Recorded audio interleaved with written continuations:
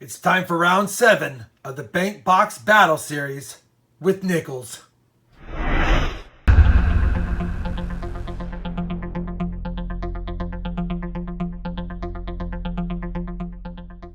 Hey everybody, it's Rob with RobFindsTreasure, and as you know, we're now on box number 7 of this battle series.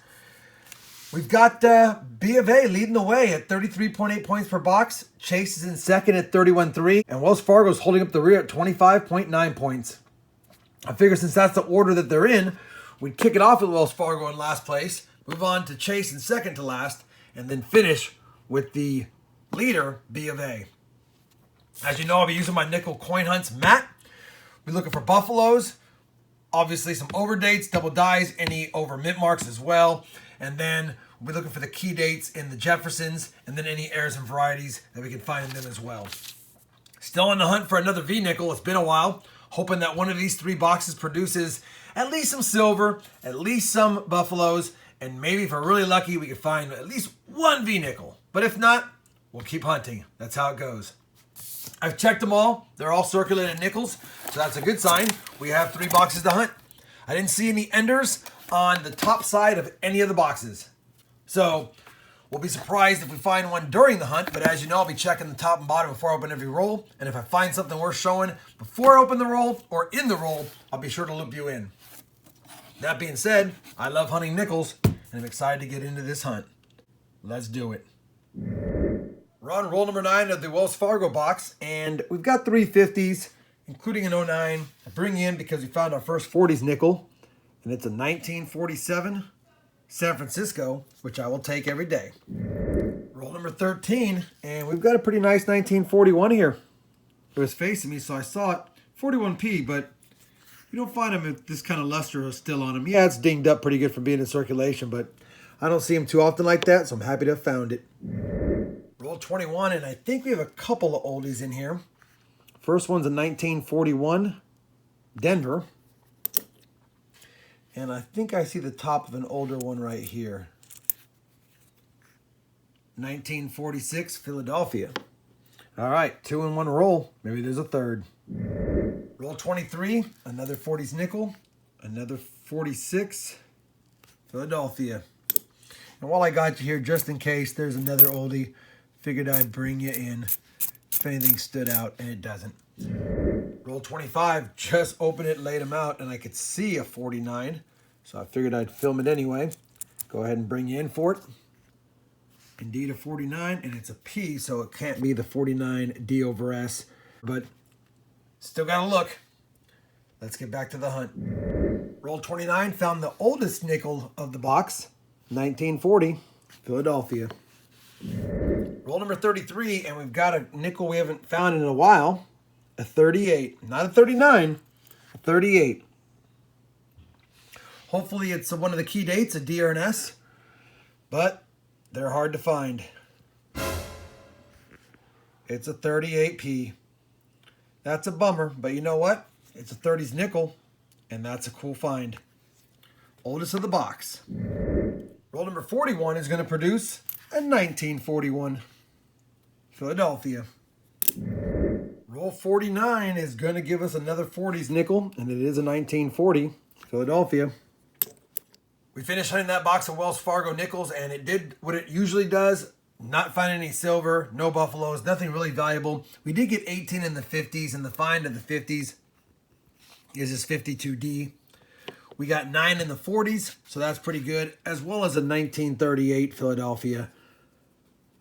So I got a lot of Jeffersons, along with 3 09s, a couple of damaged coins, and then I kept a couple of these nickels out because had 64. Then the Ring of Death was beautiful. Shame. And then a 1969 in good shape as well. So pulled them out. Probably going to toss this 64 back because of the Ring of Death. But I wanted to show you that it was a couple of nice ones in the later rolls. We'll plug it into the stat sheet. It's got a lot of points on the board, but nothing really epic. Let's see if Chase can find us some goodies more than just early Jeffersons. Roll number 9 of the Chase box, guys. All we've got is a 50 so far, so I was concerned, but I think we got a silver in this roll. I figured I'd get you guys caught up in case it was. Looks like it from the front. It's also got some gunk on it. It's a 1944, I believe. And it's a 44p. Back's not too bad. Front's a little toasty, but it's still 35% silver. And we'll take it for sure. On the board with some silver. Roll number 12. Got a 40s nickel here, and it's a 1947 San Francisco. Roll 13. Another nickel from the 40s. 1941 Philadelphia. We're on roll 14, guys, and I think we have a second silver already of the box. Looks like it from the edge. And we do. It's another 1944, and it's another Philadelphia. So that makes two 1944Ps in the first 14 rolls. Roll number 21. Got another nickels from the 40s. 1946, Philadelphia. Roll 22, and I think we have another war nickel right here. This could be our third of the box, and it is. And it's a Denver. Can it be a 43D? 45D. Well, if it was a 45P, we could check for reverse doubling. But still a nice silver nickel.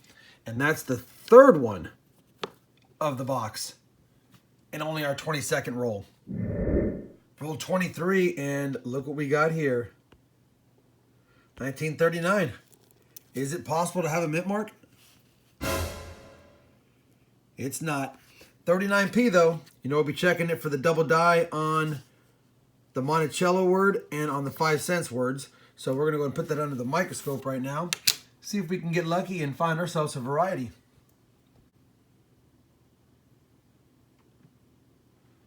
I'm not seeing it.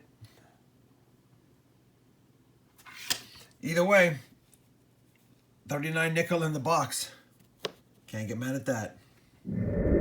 Roll 26, and there's another 39. Another chance at a mint mark. Did we find one? We did not. Let's check it for the doubling.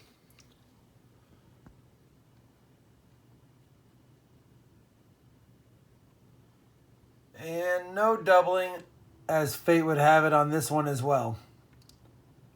But it's another 39 nickel in the box to go with 3 silvers. The chase box is now done, and not a bad situation.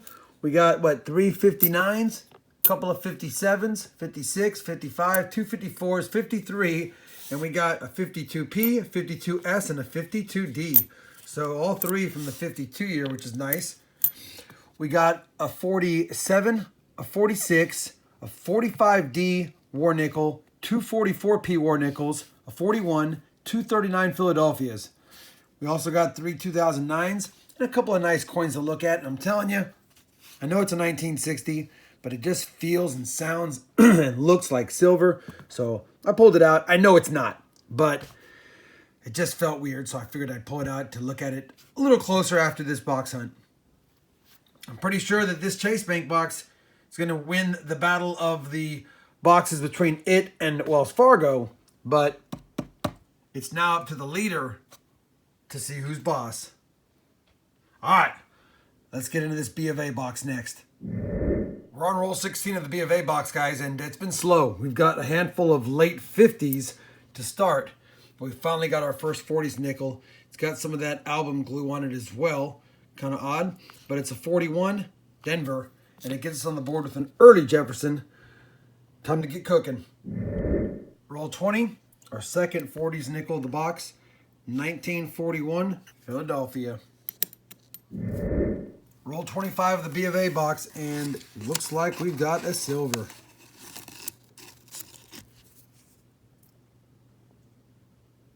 I think it's a 1945. Let me put this down and get a better look at it.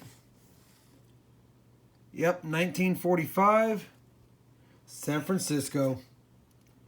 Good to see silver. Even if it's a little bit trashed, it's still silver. All right, slow box so far. Silver's going to help out. Let's find some more. Roll 30. Got another 40s nickel here, 1948 Philadelphia. Roll 32, and we've got another 1939. Mint mark. Jury says still 39p. Is checking for some doubling. And it appears to have no doubling on the word Monticello or on the word 5 cents, but still an early Jefferson, and we'll take it. Roll 39, and we've got a 1942 non-silver. Denver Mint, though. Always fun to find one of those. Well, we finished on that box of B of A nickels, and it was definitely light on the finds. We only got 56, 57, 58, and 59. Nothing in the early 50s. We did get a 48, a 42 non-silver, and a couple of 41s, along with one silver war nickel, 1945S. We did also find a 1939 P nickel and 3 2009s. It's not going to score many points because of the lack of finds, but I'll always take silver in a box, and that makes me happy. Let me go ahead and plug in the information to make it official to see if that Chase Bank ended up pulling this out, which I believe it did. So we plugged the data into the spreadsheet, and actually it was a lot closer than I thought. Wells Fargo pulled out 37 points, mainly because of the sheer amount of early Jeffersons it had in the box. No really great finds, but so many early Jeffersons that scored well.